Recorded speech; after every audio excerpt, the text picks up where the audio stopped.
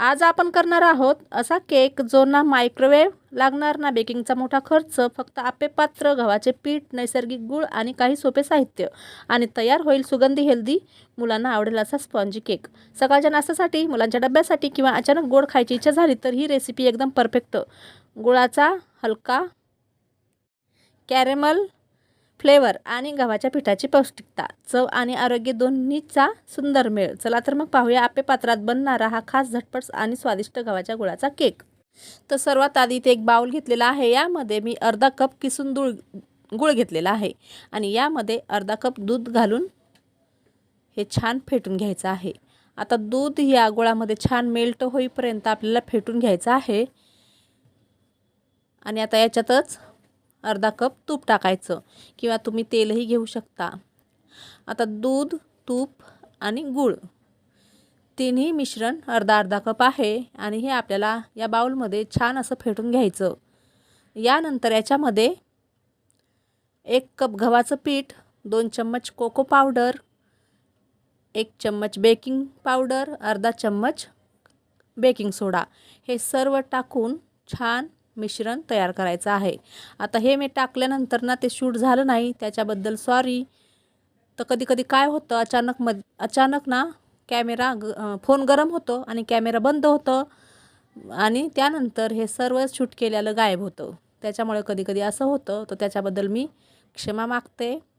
तर इथे जे तूप, दूध आणि गूळ मिश्रण केलं होतं ना, त्याच्यामध्ये 1 कप गव्हाचं पीठ घेतलं आहे आणि 2 चम्मच कोको पावडर आणि 1 चम्मच बेकिंग पावडर आणि अर्धा चम्मच बेकिंग सोडा आणि थोडासा व्हॅनिला एसेन्स, तुम्ही इलायची पण घेऊ शकता। आता हे सर्व छान मिश्रण फेटून घ्यायचं आणि गॅसवर तवा ठेवायचा आणि तव्यावर हे आप्पे पात्र ठेवायचं। आपण आप्पे पात्र असं डायरेक्ट ठेवलं ना तर खालून केक जळतात, त्यामुळं असं तवा ठेवा किंवा तुम्ही तवा न ठेवताही बनवू शकता। पण मी तवा ठेवलेला आहे।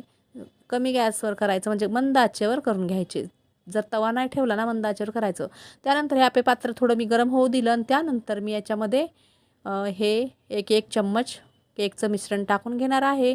मी सर्व केकचं मिश्रण टाकून घेतलं आणि आता याच्यावर ठेवायचं आहे झाकून। आता फक्त 10 मिनिटात हा केक बनून रेडी होतो। बघू शकता 10 मिनिटानंतर केक छान फुगलेला आहे। आता याला आलटी-पलटी करून बघायचं आहे आणि एक टूथपिक किंवा घुसून बघायचं। तर इथे झालेला आहे केक। तर इथे मी पलटी करून घेते। तशा प्रकारे याच्यामध्ये आप्पे पात्रात एकदम सोप्या पद्धतीने तुम्ही केक बनवू शकता। आता मी सर्व आलटी-पलटी करून घेते आणि थोड्या वेळानंतर ना मी तवा काढला होता, बघू शकता। आता याच्यात तवा नाही आहे, तर मी म्हणजे थोडा वेळ मी तव्यावर शेकवलं याला, म्हणजे तव्यावर करून घेतलं बेक आणि त्यानंतर मी तवा काढला आणि असं डायरेक्ट गॅसवरच करून घेतला आहे।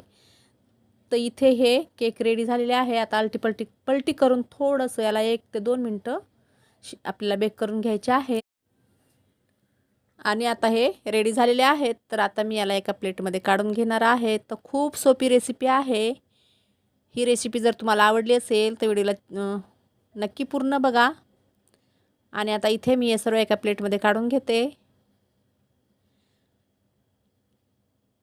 तर हे हेल्दी आणि पौष्टिक केक आहेत, कारण हे मैद्यापासून बनलेले नाहीत, हे आहेत गव्हाच्या पिठापासून।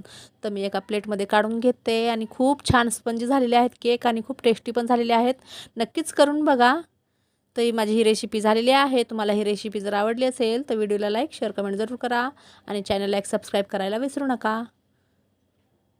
चला तर भेटूया परत एका नवीन व्हिडिओमध्ये नवीन रेसिपी घेऊन। बाय, जय महाराष्ट्र।